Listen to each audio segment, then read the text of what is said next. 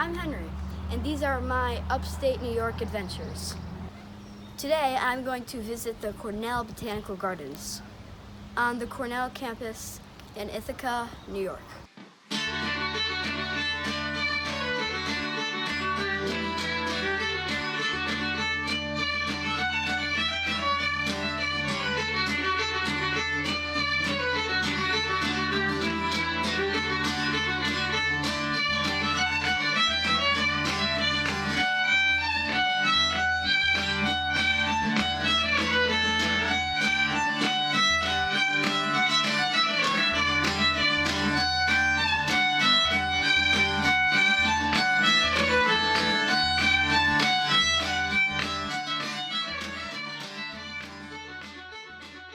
This is my friend Jessica. She's going to be hiking with us. This is my first time here.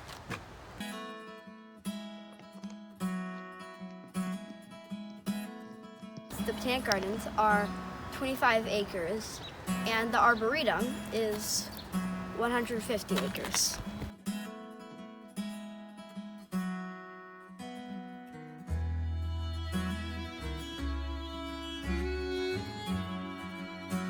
The creation of the gardens on campus date back to Cornell's beginning. They are part of the university's longtime interest in forestry, agriculture, and natural science.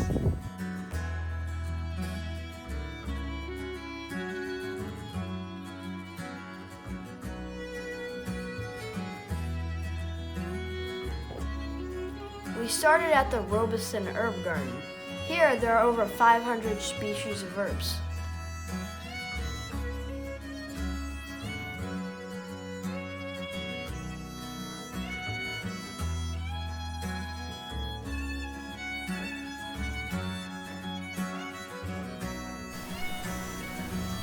I learned that the herb garden was once a playground of the Forest Home Elementary School, which closed in 1964.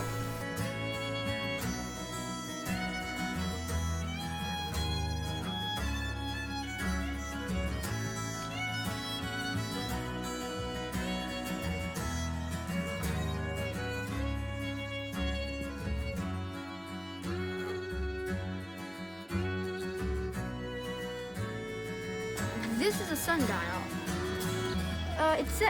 The sundial is like a old time, like what they used back then for clocks.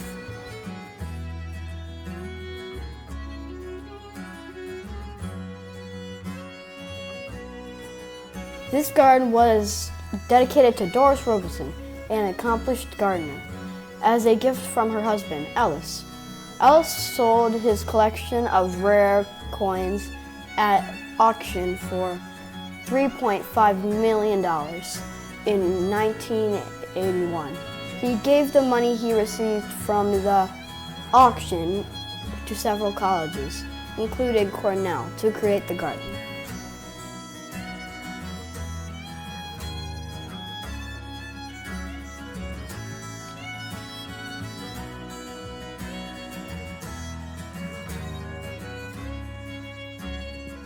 Me and Jessica were doing a challenge. We had to try to find different colored plants. We found so many, I lost count.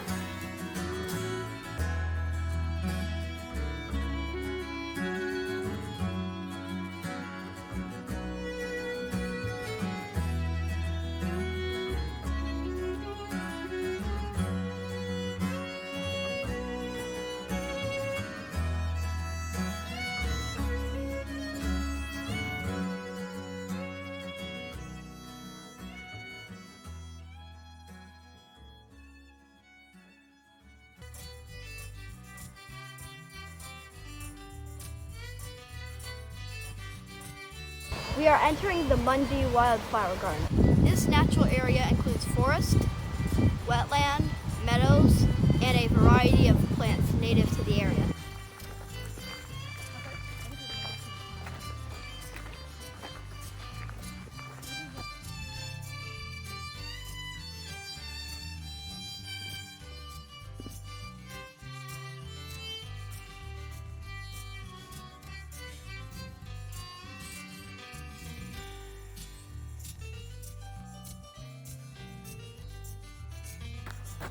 These are some of the wetlands I was talking about.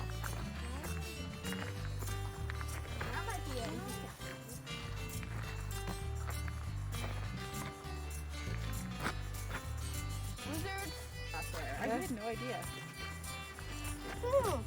Yeah. You have the swamp water, Mom. Oh, thanks. In this garden, you will find wildflowers such as skunk cabbage, trout lily, marsh marigold, and trillium.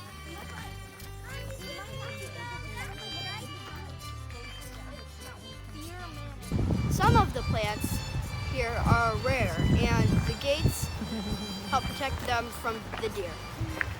Thank you, sir. You're welcome, ma'am. Oh no, should we lock that?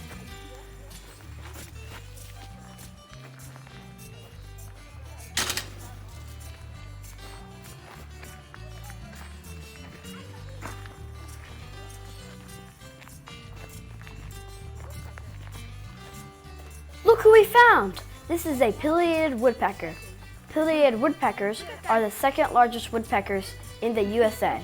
They eat insects, which I think he is doing now. The word pileated comes from the Latin word for cap and refers to the bird's red crest. Stay over here, buddy. All right. That's cool.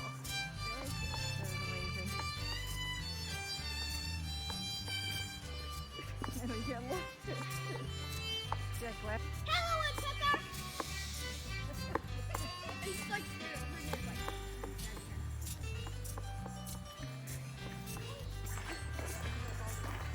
Next, we headed down to Fall Creek.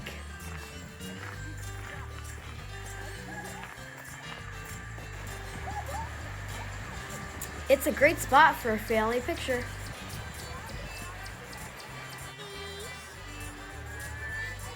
It has beautiful scenery. Me and Jessica skip stones. I think this is her first time doing it.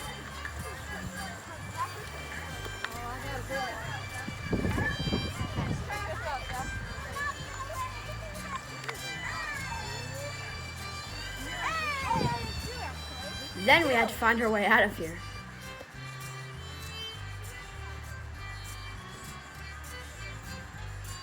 That was a challenge, surprisingly.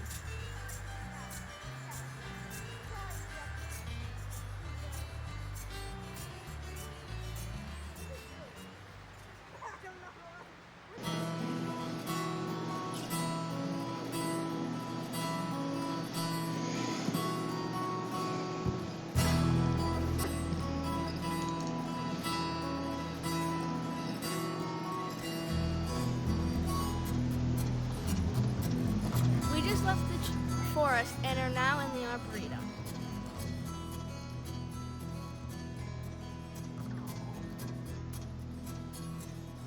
Is it edible?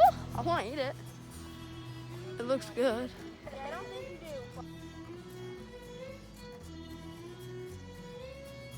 do. In the past, this area was part of a working farm and served as a pasture for the college's herd of Black Angus cattle.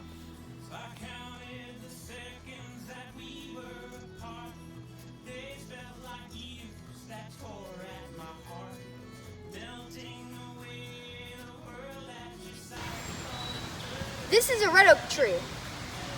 It can be over 100 feet tall. This red oak tree is especially old. Hi! Who's that noise? Oh, baby bird! In 1935, 200 men from the Civilian Conservation Corps worked here for 6 years, clearing the land, constructing stone walls, building roads, and planting trees. They built 4 miles of road, 8 miles of path, and planted thousands of trees. Feeding, clothing, and paying these men cost the government about $200,000. A similar project today would have cost over $10 million.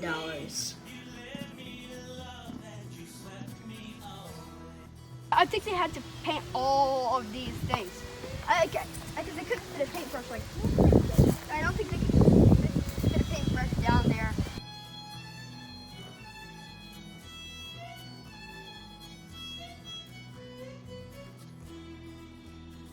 Okay, so that looks like a kind of a crow's nest. That looks like an advertisement sign. That kind of looks like a really fancy tree. I think that looks like a tomb, and then that one I have no idea, and that one I agree with Henry. I think this is